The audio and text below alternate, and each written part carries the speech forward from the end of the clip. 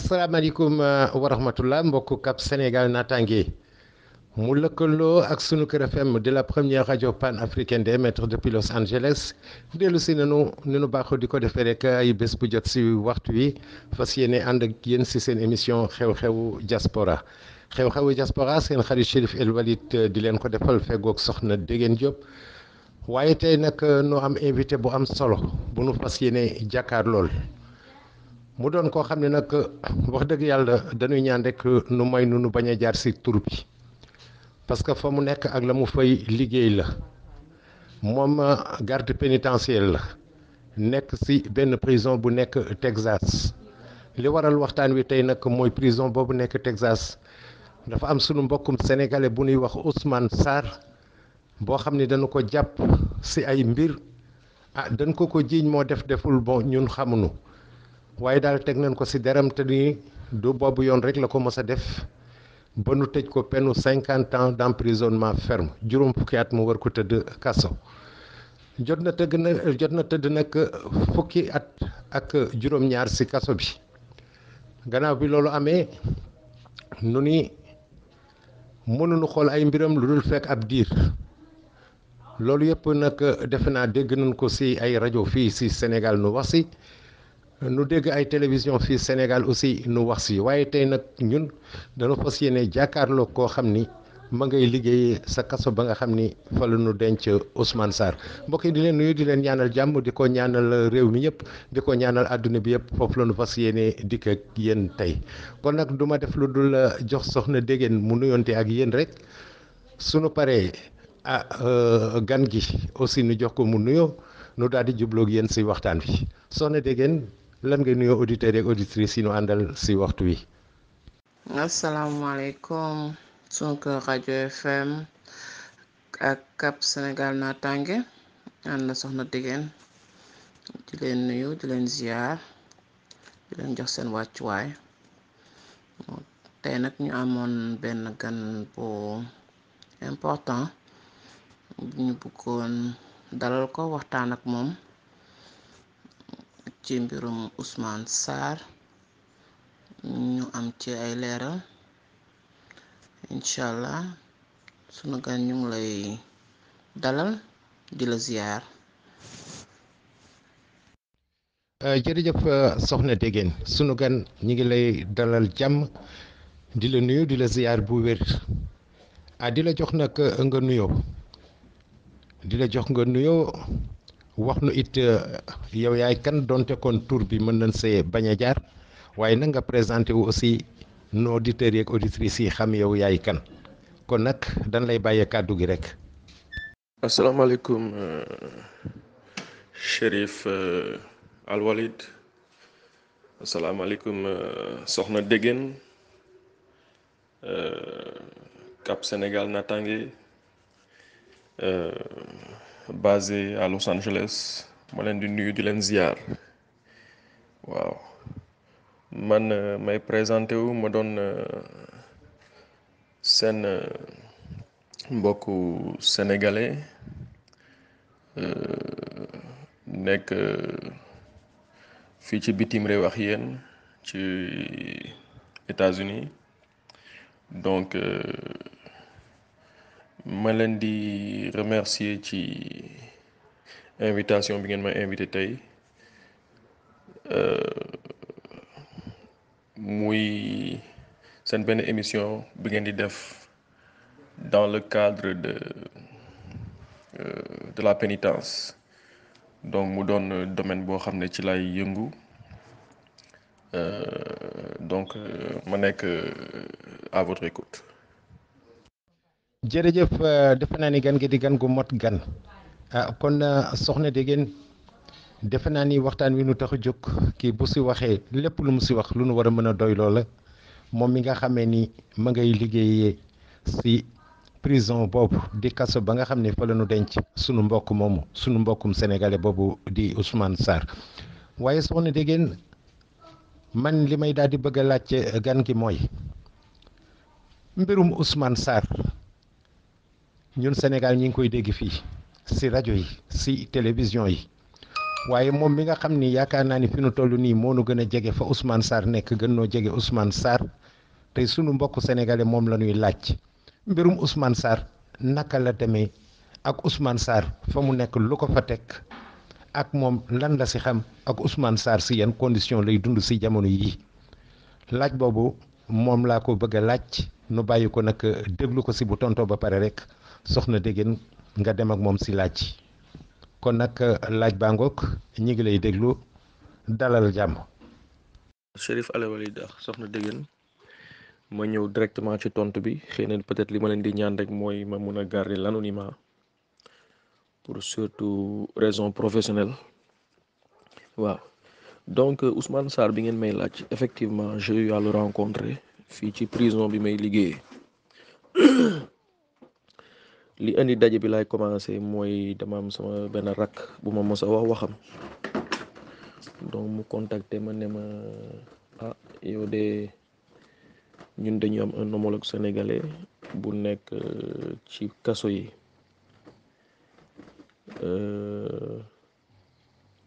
yaakaar naa ne daal kaso ba nga nekk fa la war a nekk ba ma ko waxee nag dama ni ko yaakaaruma ko ndax kaso ba ma nekk gisuma fa africain ba fay gis sénégalais mais on ne sait jamais donc li may wax nii c'est 4 ans ci ginnaaw bon donc ma nekk ci liggéeykaay bi di ci bàyyi xel aussi moom benn bés boo xam ne damay dox ci biir prison bi fekk les détenus di dem añi parce que am na ci ñoo xam ne ils sont libres de leur mouvement ci biir prison bi je suis dans une prison où on a plus de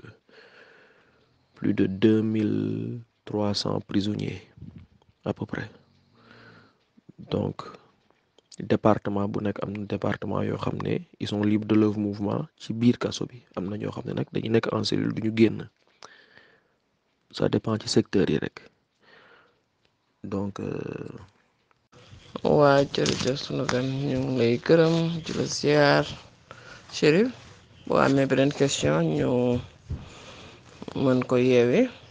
macha allah li mu wax yëpp am na solo dëgg la fii moom ak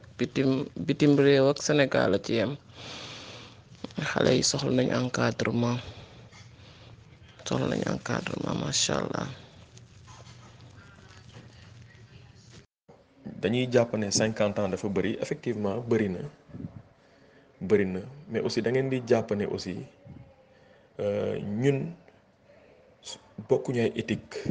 ñun sénégalais ak américains yi bokkuñu ay façon bokkuñu yar fii dañu nekk dëkk boo xam ne société bi moo lay yar police moo lay yar yoon moo lay yar alors que ñun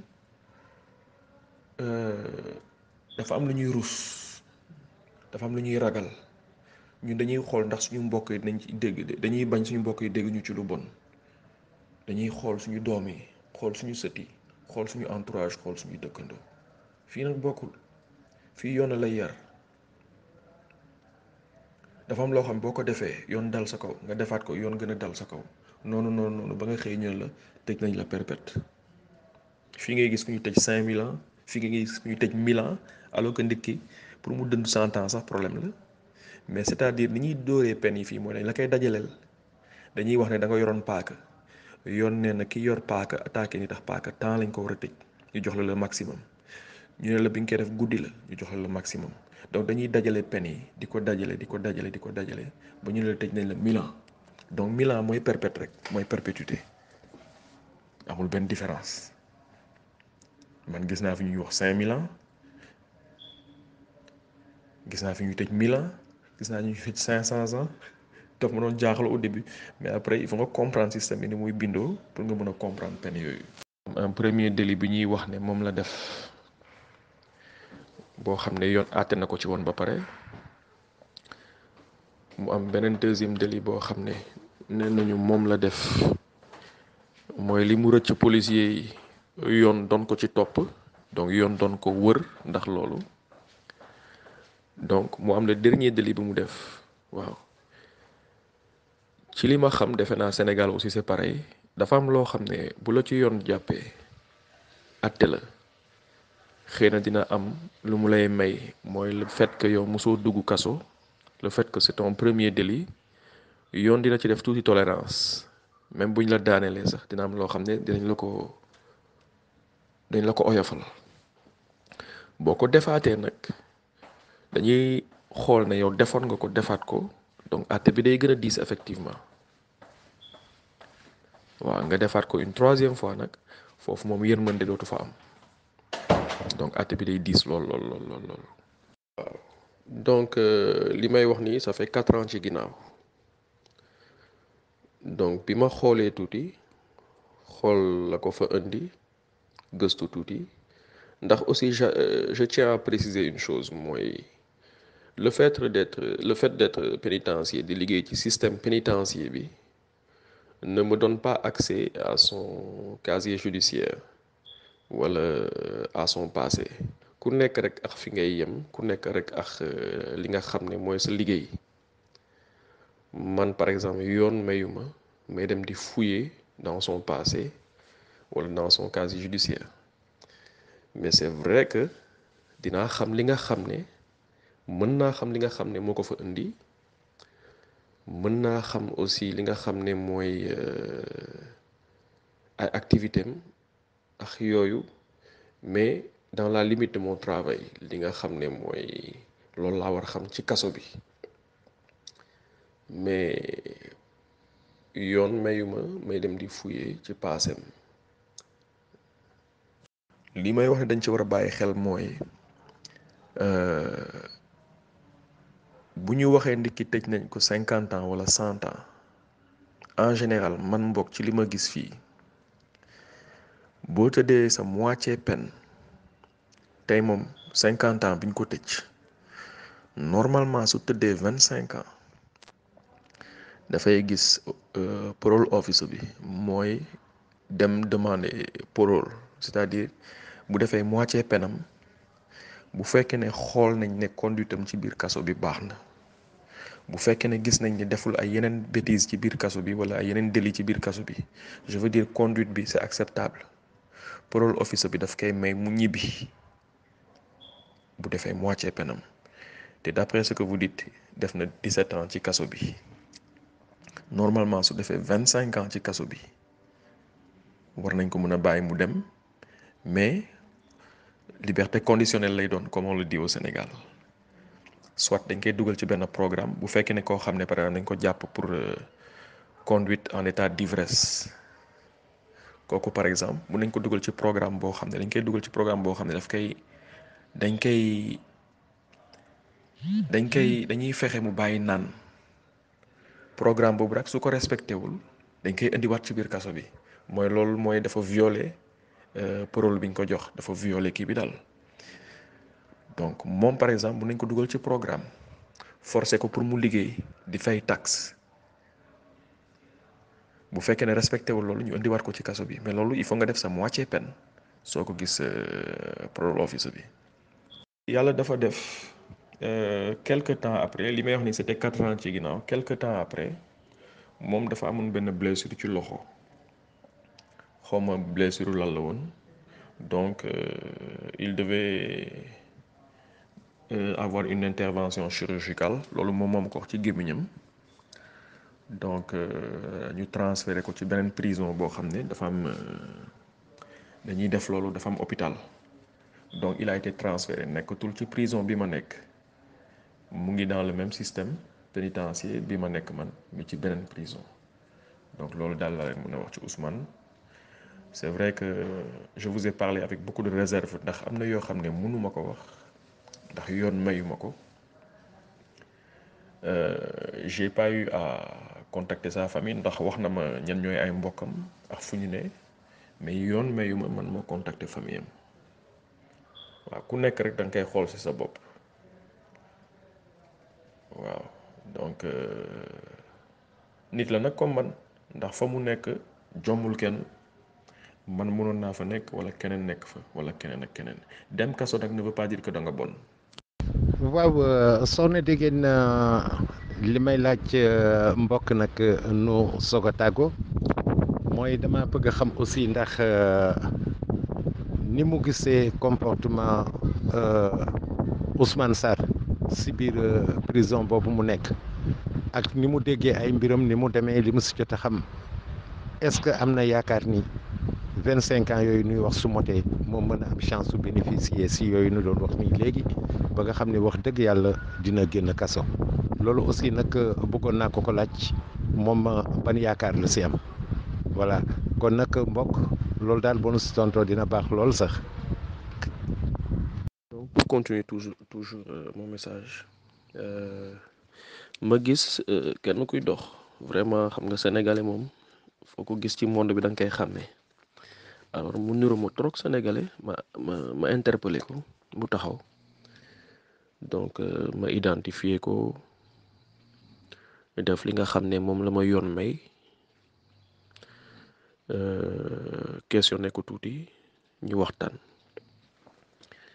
donc ma ne ko lan nga tudd mu ne ma Ousmane ma ne ko Ousmane naka mu ne ma Sarr ma ne ko where you from like foo jóge fan nga bokk mu ne moom africain la ma ne ko fan ci Afrique mu ne ma Sénégal ma ne ko dégg nga français mu ne ma waaw ma ne ko man sénégalais la bi ma ko waxee nag mu xaw a ree xam naa mu ngi foog ne dama koy tooñ ndax xam nga système pénitentiaire bi doo ci gis sénégalais yu bare doo gis presque amul presque sénégalais donc ma ne ko mu laaj ma ndax dégg naa wolof ma ne ko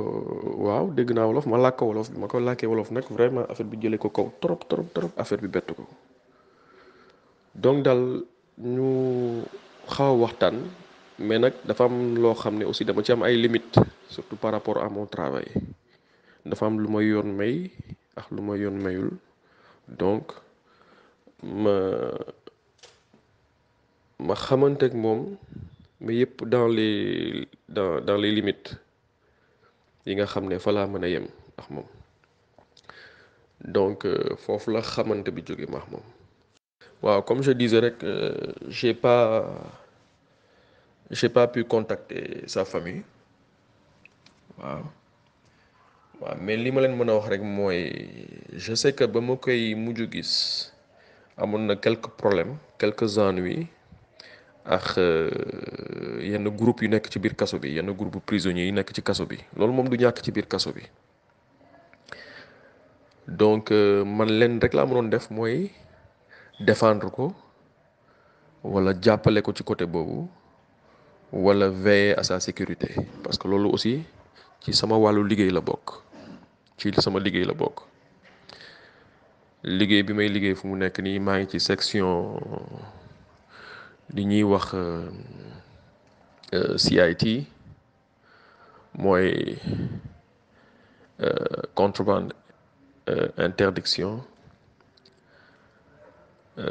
mooy lépp lu yoon di tere c'est-à-dire wàllu drogue ci biir kaso bi wàllu ay arme ci biir kaso bi ak yooyu donc ci domaine boobu laay liggéey ci biir kaso bi donc ci domaine boobu laa ko mënoon jàppale bu baax mooy veiller à sa sécurité ak bañ daal bande organisée yi dal ci kawam waaw moom nag macha allah jàmbaar la ni ma ko gisee j'étais bi ma ko gisee daal je sais que am na taxawaay macha allah damay wax ne sax damay tooñ soxna déggeen sax naan ko moom day niroog Gris Bordeaux parce qu'il est grand de taille costaud macha allah de teint noir donc ça va quoi physiquement moom il allait très bien macha allah mais kaso bi moom noo munti toll noo munti mel rek waaw mbooloo mun benn nit daal mais y a toujours moralement y a la solidarité ay sénégalais lañ. waaw mais terewul rek dinaa xam man ci samay pexe wala ci samay gëstu li nga xam ne moo ko fa indi dina am as tuut loo xam ne dinaa ko ci xam ci li ma jot a xam waa Ousmane Sarr dañ ko indi ci kaso bi ci jëf yoo xam ne yoon da koy tere effectivement ñu ngi koy accusé ci wàllu yor oto boo xam ne dañuy wax ne oto bu ñu sàcc la di ko accusé ci agression à main armée c'est-à-dire armée d'un couteau ñu koy accusé aussi ci ñu jàpp ko police jàpp ko mu rëcc donc ci li ma jot a xam daal mu doon ñetti accusation yooyu nga xam ne moom lañ koy accusé ça ne veut pas dire que ñett yooyu ñoo ko indi ci kaso bi ndax délit bu nekk ak moment am. Revenir à Ousmane pour en revenir ci affaire Ousmane Sarr waaw yàlla dafa def nag fii affaire yi bokkul torop ak Sénégal vraiment fii yoon moom boo bëggee yàgg booy liggéey ci wàllu yoon parce que loolu yëpp yoon la muy pénitencier bi muy policier bi muy avocat bi muy magistrat bi yooyu yëpp ci wàllu yoon la donc bu fekkee ne yàlla dafa def nga ñëw dëkku jàmbur yàlla orienté la ngay liggéey ci wàllu yoon yaakaar naa ne boo ci bëggee yàgg il faut nga respecter aussi ñoom seen ay loi yoon nee na man normalement man bi ma gisee Ousmane ci biir kaso bi dama ko waroon report c'est-à-dire dem ne am na koo xam ne xam naa ko sénégalais la comme man wante defuma ko ndax amul benn lien d'apparenté diggante man ak Ousmane li ma xamoon ci moom donc mooy sénégalais la donc j'ai pas eu à report loolu. jërëjëf soxna Degen jërëjëf sunu gan macha allah mbokk kontaan nañu si yow ni ko soxna Degen waxee waxtaan wi am na solo leer na macha allah te def naa liñ si bëggoon a xam liñ si waroon a xam yëpp xam nañu ko donc nag muy loo xam ne aussi lu rëy la tey ndax defe naa ni lii yombul waaye bi nu ko amee dañu koy sante yàlla di ko sante sunu mbokk mi nangoo waxtaan ak ñun waaye aussi di ko sante soxna Degen Diop kon nag mbokk Cap Sénégal naataange la convergence alternative pour la prospérité Sénégal naataange bi président Abdoulaye Fall jiite di un parti en construction lëkkaloo si partenariat ak sunu Kër FM di la première radio panafricaine di émettre depuis Los Angeles yéen a ngi si seen émission xew-xewu diaspora soxna Degen nag dama lay jox kàddu gi soxna Degen lii nga dégg mbokk waxtaan ko ak ñun dama bëgg nag bala nuy tàggoo nga am njàngat moonu si defal waaye it ni mu ko waxtaanee ak sénégalais yi li mu leen ñaan li mu leen ñaax yow it ma bëggaat nga jaar foofu ndax nag sénégalais yi bu nu demee réewu jàmbur nañu xam ne si réewu jàmbur la ñu nekk liñ leen di toléreel seen réew amul foofu liñ leen di jàppale seen réew amul foofu li ngay gëstoo say mbokk yëpp jóg taxaw sa gannaaw amul foofu loolu aussi defe naa soxna Degen di nga am jàngat boo nu si defal nag avant nuy tàggoog auditeurs yeeg auditrices yi soxna si kàddu gaa ngoog. moom c'est très simple donc un récidiviste c'est-à-dire koo xam ne da nga def dara defaat ko ëllëg fu ñu fekkee ne am na ku def lu mel noonu mais yow la ñuy njëkk a xooli yow la ñuy njëkk a xool tey au Sénégal par exemple lan moo tax ñu ne yoon bi dafa xarañ suñu police wala suñu gendarmerie dañu xarañ mais effectivement dañu xarañ c'est parce que tey su ma déggee ni toj nañ benn pharmacie ay agresseur dem nañ sàcc attaqué benn pharmacie li may njëkk a xool mooy damay xool registre pénitence xool ñi nga xam ne ñooy jëf yooyu ñan ñoo nekk ci biir kaso bi ak ñan ñoo génn parce que en général ki nga xam ne tey par exemple defkat la moom lii mooy jëfam am na ñoo xam ne ay pédophile lañ am na ñoo xam ne ay sàcc lañ am na ñoo xam ne ay agresseur lañ en général il faut se dire la vérité bu ñu génnee kaso bi toujours dañuy reformer beneen bande parce que dañuy xamante ak ay nit ci biir kaso bi ñoom ci loolu la ñuy yëngu toujours en sortant de prison dañuy demaat defar beneen bande continuer la même chose donc tey su dara amee yoon lu muy njëkk a xool mooy est-ce que Papis mu ngi ci biir kaso bi ba léegi est-ce que Mademba mu ngi ci biir kaso bi ba léegi génn na nañ ko jéem a localiser xool ba mu génnee fu mu dem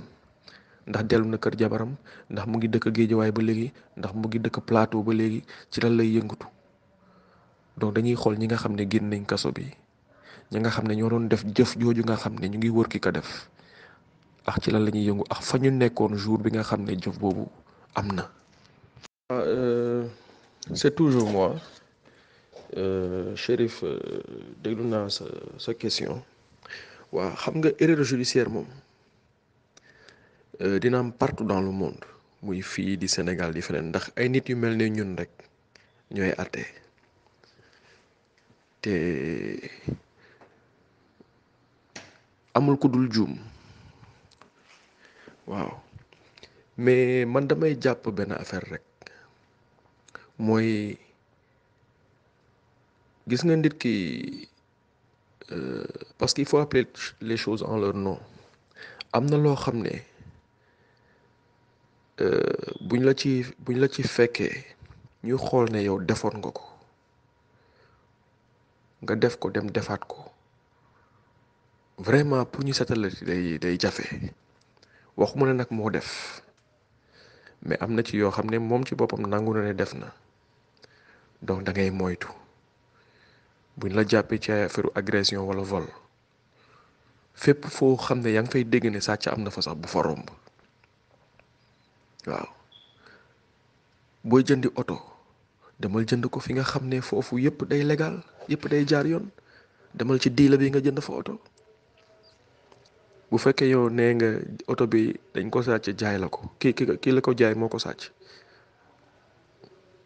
demal fi nga xam ne fa la ñuy jaay oto nga jëndi oto même bu fekkee ne boo bëggoon a moins cher fii am na ay auction am na ay oto yu moins cher demal jëndi foofu nga xam ne yëpp ay jaar yoon y a aucun risque dafa am loo xam ne daal comme je dis daal nañ koy moytu tey boo fekkee ne da ngay ànd ak ñoo xam ne yow doo bandi mais ay bandi ngay àndal mais buñ leen jàppee jàppale la sa faute la parce que yaa ànd ak ñoom donc àddina moom xoolal fi ngay dugg xoolal say fréquentation xoolal li ngay def waaw boo déggee ne boo gisee ne ruq bi dafa lëndëm nga xam ne boo fa jaaree ñu danañ la agressé même si y a 5% de chance seulement ñu agressé la mais bu fa jaar. peut-être aussi pour conclusion li may ñaax sénégalais rek mooy ñuy gën a def attention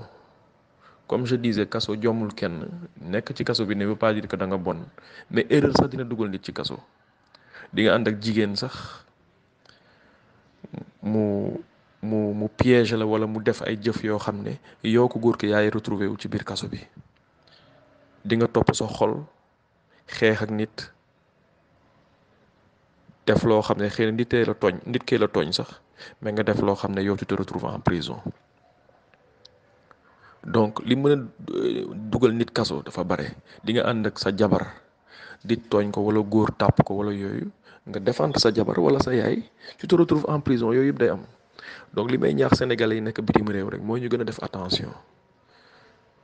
attention wallahi man mi nekk ci biir kaso bi damay gis lu ne gis nit ñoo xam ne erreur moo leen indi ci biir kaso bi donc il faut ñu gën a def attention ñun sénégalais yi nga xam ñu ngi bitim réew ñun étranger yi nga xam ne ñu ngi fii bitim réew ñëw ut si moo ñu fi indi ut li ñuy ut def la ñu war a def teg ko ci yoon bu ñu demee ci dëkk nag ñu ne yoon lii la fiy tere nañ jéem a xam ne nekkuñu suñu dëkk nañ jéem a référé wu ñoom li nga xam ne noonu la ñuy dundee ñoom ñun tam ñu jéem a dundee noonu teg ko ci yoon. personne boo xam ne mun na make parole su defee 25 ans mun na génn waaw mais 25 ans yi moom il faut mu mët balaa muy gis parole ça va être très très très difficile ñu ne ko demal ñibbi avant loolu yaakaaruma ko sax waaw je crois que il faut 25 ans yi mët pour ñu may ko liberté provisoire mu ñibbi donc yëpp ça dépendra ci conduite am ci biir kaso bi parce que sa conduite ci biir kaso bi rek moo la mën a may ñu bàyyi la nga dem waaw mais tey su garde bi kii sanctionné la man ma ñëw sanctionné ko keneen sanctionné ko donc yooyu yëpp dafay nekk ci dossier yooyu rek moo ko mën a bloqué pour mu bañ a ñibbi. waaw sunu gan ñu ngi lay sant di la gërëm di la bàyyi nag nga delluwaat ci liggéey bi temps bi moo ñu xocc. Chérif daanaka liñ ci doon xalaat liñ ñu question yi ñu amoon yépp tontu na ko macha allah ñu ngi koy gërëm di ko sant. jërëjëf ba beneen ci beneen jotaay ak yeneen Sénégalais de l'extérieur yu am xam-xam ci pénitence ñu mën leen ci invité waat yeggale donc day am suite incha allah à suivre lay doon Chérif. waaw soxna Degene nu bàyyi rek mbokk mu dem ba si kanam xam naa nag bala nuy tàggoo du ñàkk luñ ko laajaat. waaw man concernant sa question Chérif bi ma ko gisee le peu de temps bi ma ko gis noonu yaakaar naa ne il a une bonne attitude ndax mu ngi woon fu ñuy wax général population mooy general population moom la ñuy wax GP mooy général population mooy ñi nga xam ne ay xaw ma naka di ngeen xam naa du ngeen comprendre terme yooyu lañ ñoom la ñuy wax ay G5 astafurlah ay G2 G1 ak yooyu mooy ñi nga xam ne ils sont libres de leur mouvement ci biir kaso bi dañuy am ay visite contact dañuy seetaani télé dañuy dem restaurant bi di lekk ak yooyu man ci loolu laa ko fekk donc ce n'est pas un seg offender mooy prisonniers yi nga xam dañ leen di tëj en cage 24 heures sur 24 parce que dañu def ay affaire ci biir kaso bi dañ doon xeex wala ils ont agressé wala dégg nañ leen ci violé seen moroomu góor wala genre bande organisée yooyu donc moom GP la nekkoon bi ma koy mujj gis d'ailleurs man bi ma koy interpellé dafa doon añi dafa doon dem ci restaurant bi di añi moom ma waxaale leen sax passage boobu xam naa peut-être ça va faire un peu plaisir ay mbokkam buñ ko déggee donc dafa am benn jour. waaw léegi ma dégg ci seen waxtaan ngeen ne que 50 ans dafa ëpp ci koo xam ne reyul nit wante xam ngeen ne boo xoolee par exemple au Sénégal je crois que partout c'est pareil xëy na peut-être peine yi ñoo différentes dafa am lu ñuy wax les circonstances par exemple les circonstances aggravantes su ngeen ko laajee suñu homologue sénégalais yi nga xam ne ñu ngi liggéey ci wàllu yoon comme suñu avocat yi nañ leen ko wax xam nga tey bu nit ki defee un vol dañuy xool ne vol bi defu ko bëccëg guddi la ko def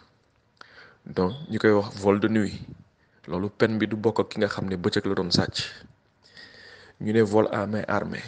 ki nga xam ne dafa sàcc loxo yi dafa attaqué nit loxo wala sàcc loxo yi nen ak ki nga xam ne ba muy sàcc dafa yor ay gànnaay àtte bi du bokk ak ki nga xam ne yorul woon dara nga jëf benn jëf ci mineur àtte bi ñu lay àtte ci li nga def ci mineur bi ak li nga def ci majeur bi bokkul jëf bi nga def ci ku góor ak ku jigéen li nga def ku jigéen ki mooy gën a diis en général donc loolu mooy defe naa su ma juumul parce que nag je ne suis pas avocat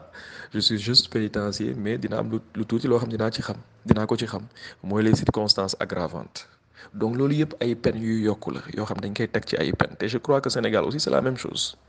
il a des chances moom bu defee 25 ans ci biir kaso bi mu gis parole génn soit ñu takkal ko lam bi ne ko bul génn Amérique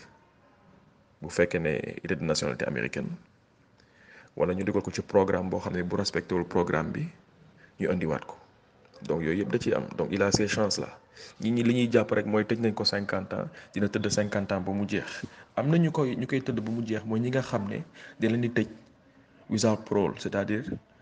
amuñu droit gis parole il faut ñu tëdd seen peine ba mu jeex loolu day am aussi loolu juge bi aussi mun na la jox peine bu mel noonu je crois que su ngeen rapproché wu tuuti si suñu homologue sénégalais yi nga xam ne ay avocat lañ dañ leen gën a leeral côté boobu parce que man sama xam-xam màccul ci domaine boobu. bi ma sama rakk bi waxee ne ñun am nañ benn sénégalais bu nekk ci biir prison bi donc dama ko romb mu niroo ma trop ak sénégalais def naa maa ngi koy wax sànq ma arrêté ko parce que bëgguma woon mu xam lu tax ma arrêté ko bi ma ko arrêté ma ne ko ana sa pièce d'identité parce que prisonniers yëpp dañu am benn pièce d'identité moom lañ leen di identifier mu ne ma sama carte d'identité dama ko fàtte sama nekk. ma ne ko war nga xam ne booy déplacé wu ci biir prison bi da nga war a yor sa pièce mu ne ma dëgg la bi dama ko fàtte ma ne ko kon dellul sa chambre doo añi parce que bi muy wax loolu xam naa ne bëgguma woon présenter pièce bi parce que xam naa dafa fa ne woon dama ko bëgg a sanctionné dafa fa ne woon xam naa am na lu mu def mu ne ma yoruma sama pièce dama war a añi ma ne ko doo añi kon di nga dellu sa chambre alors ma ne ko tournel face to the wall mooy pour mu def face au mur ma mun ko fouiller donc bi mu tourné ma fouiller ko ci laay waxtaanaale ak moom ma ne ko ci laa ko laaj fu mu dëkk mu ne ma africain la ba ñuy waxtaan ba mu ne ko man sénégalais la bi ma ko ne sénégalais la nag vraiment affaire daf ko jëlee kaw mu bëgg a geestu ma ne ko bul geestu bi ñuy waxtaanee nag ma ne ko ban chambre nga nekk mu wax ma bloc bu mu nekk ak chambre bi mu nekk ma ne ko d'accord dinaa la seet si ñi waxtaan bi ma ko seet si nag ndeysaan ñi waxtaan ci wolof mu ne ma bëggul ma làkk ko wolof parce que moment boobu day bañ prisonniers yi fone dafay wax daf leen di boole wala dafay wax loo xam ne c'est pour les enfoncer wala yooyu donc daal ci gàttal daal jot nañu échanger tuuti ci biir kaso bi donc ci ni ma ko gisee ci attitude am waaw donc ñëpp xam nañ ni Texas seen peine dafa diis buñ la jàppee ci ay délits surtout mu doon loo xam ne récidiviste nga da nga récidivé peine yi day diis lool surtout loo xam ne nag yow la ak nit ki directement tey nga toj oto nit ki sax lakk këram ak def yooyu yëpp moo gën a oyof nga attaqué nit directement ndax fii dañu fonk nit fii moom nit moom bul laal bul jege jigéen bul laal bul jege xale bul laal bul jege donc yooyu yëpp dafay aggraver say peine mais dafa am loo xam ne aussi dañ ci war a bàyyi xel. aussi lu ma remarqué lu bare nag loolu aussi bëggoon naa ci wax loolu waaw dama gis ne sénégalais en général bu ñu ñëwee bitim réew bon ci États-Unis laay gën a wax parce que fii laa nekk bu ñu ñëwee en général dañuy xool li nga xam ne moo gën a yomb ñu ne xaaral ma defi lii wala ñi nga xam ne ñu ne sama mbokk bi wala sama cousin bi wala sama frère bi ci lee lay liggéey xaar ma dem mu former ma ci loolu effectivement loolu peut-être c'est un premier pas ku nekk boo ñëwee da ngay jéem a ut un repère mais man li may ñaax sénégalais rek mooy bu ngeen ñëwee def leen li nga xam ne moom nga sentir ne lii mu nga ci réussir defal li nga xam ne moom nga sentir ne lii am nga ci avenir peut-être lii je veux dire lépp lu nit mën a def rek war nga ko mën a def aussi. lu tax may wax loolu parce que dama gis ne système pénitentiaire bi ma nekk fii amul sénégalais man rek maa fii sénégalais j'ai une fois rencontré une sénégalaise bu ñuy wax Khady xaw ma nu mu sant xaw ma mooy kan musaatuma ko gis mooy bi may def sama formation pour la pénitence après je l'ai plus jamais revu d'ailleurs bi ma ko laajee ma ne ko yow sénégalaise mu ne ma waaw ma ne ko je n'en reviens pas surtout ci jigéen kooku jàmbaar la xaw ma ko fàtte naa kañ la woon. mais xëy na mu ngi déglu émission bi mais ma koy félicité waat bu baax ndax jàmbaar la ndax nekk jigéen jóge Sénégal ñëw ba fii Amérique dem dugg sol tenue dem dugg dans la pénitence kooku elle est à encourager à féliciter bu fekkee ne mu ngi ci ba léegi sax donc damay ñaax sénégalais yi rek ne dem leen xool leneen jéem leen dem leen xool vous pouvez faire la police vous pouvez faire la pénitence vous pouvez faire liggéey ci dans le fédéral yooyu yëpp am na fi donc aller chercher un peu partout sénégalais yaa ngi fi nekk ay jàmbaar ba bëgg a dee yar seen doom bu baax macha allah doo leen dégg ci kaso bi doo leen dégg fenn c'est vrai qu'il y a des exceptions un peu partout dina am yenn saa yi ay kii mais vraiment sénégalais yi nekk fii moom ay jàmbaar lañ yar seen doom yi bu baax seen doom yi nekk école di jàng bu baax donc poussez vos enfants aussi à aller voir autre chose waaw. jërëjëf soxna Degen Diop mbokku Cap Sénégal naataange mi lëkkaloog sunu Kër FM di la première radio panafricaine des maîtres depuis Los Angeles fii lañ leen di tàggoo tey ci seen émission xew-xewu diaspora mbokk yi nag defe naa ni tey émission bi am na solo ndax amoon nañ fi gan gu am solo goo xam ni defe naa ni li nu bëggoon a xam si sunu mbokku sénégalais boobu di Ousmane Sarr te nu téye ko États-Unis tëj ko 50 ans defe naa li nu waroon a xam si mbir mi yëpp xam nañ ko leer na macha allah mbokk yi di leen jox dig daje fii ak ayu bés jàmm ak jàmm ba booba jërë ngeen jëf. jërëjëf mbokk defe naa ni lépp leer na te liñ si waroon a xam liñ si bëggoon a xam defe naa ni macha allah xam nañ ko nu la siy sant di la gërëm soxna Degene bu fekkee nag amoo dara loo xam ne di nga ko laaj sunu gan rek xanaa nag nu bàyyi ko moom it tàggoog moom mu dem jublu si liggéey bi nag soxna Degene kàddu gaa ngoog. macha allah Papis wax bi rafet na Chérif comme niñ ko déggandoo. boo amee beneen question boo ko mën a posé balaa mu yeewee ko Chérif dëgg la li nga wax dëgg la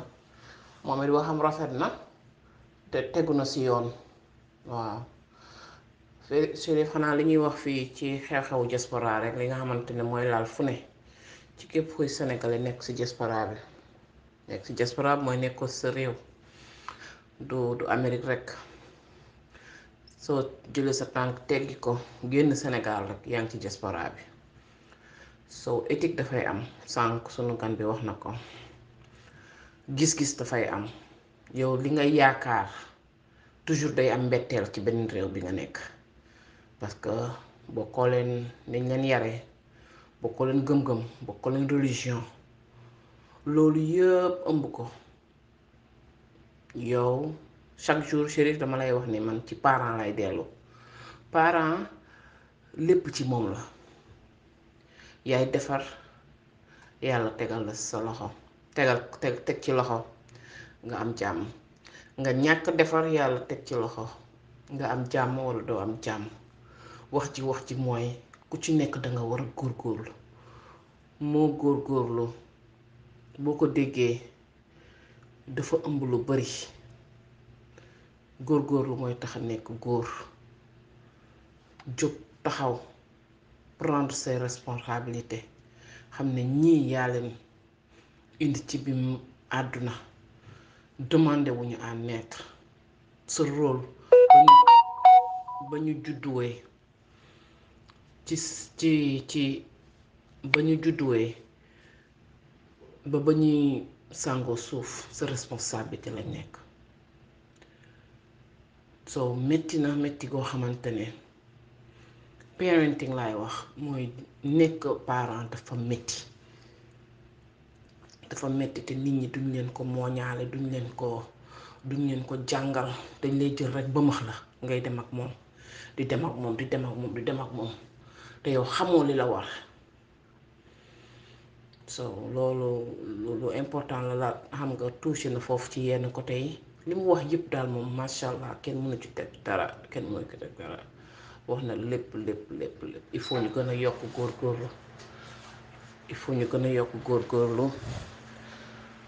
góorgóorlu c'est très important yal nañu yàlla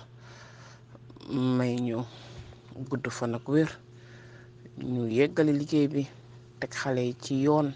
teg leen ci siraatal mustaqiim ku ci nekk sa gëm-gëm sa religion bi nga gëm yàlla tegal la say doom ci yoon boobu moom daal la ñuy ñaan mën naa nekk mën nañ ko defar waaye it take a village communauté la soxla pour ñu dimbale la pour nga génn ci sinon c'est la police moom moo lay teg ci yoon waaw soo te nga ciy génn ak say parents ak sa communauté wala rek police teg la ci beneen yoon lii daal la fi am di gis naa ni Sénégal ga ñu dëkk sax commencé na fa xew dangay jubal wala nga jàddal benn la ci yàlla ñu yàlla may ñu am dégg amin jërëjëf mbokk defe naa ni leer na nañ macha allah daanaka leen si bëggoon a xam yëpp xam nañu ko te loolu rek moo si amoon solo mais bala ma lay bàyyi am na loo xam ne aussi bëgg naa la ko laaj muy seen système judiciaire bi seeni enquête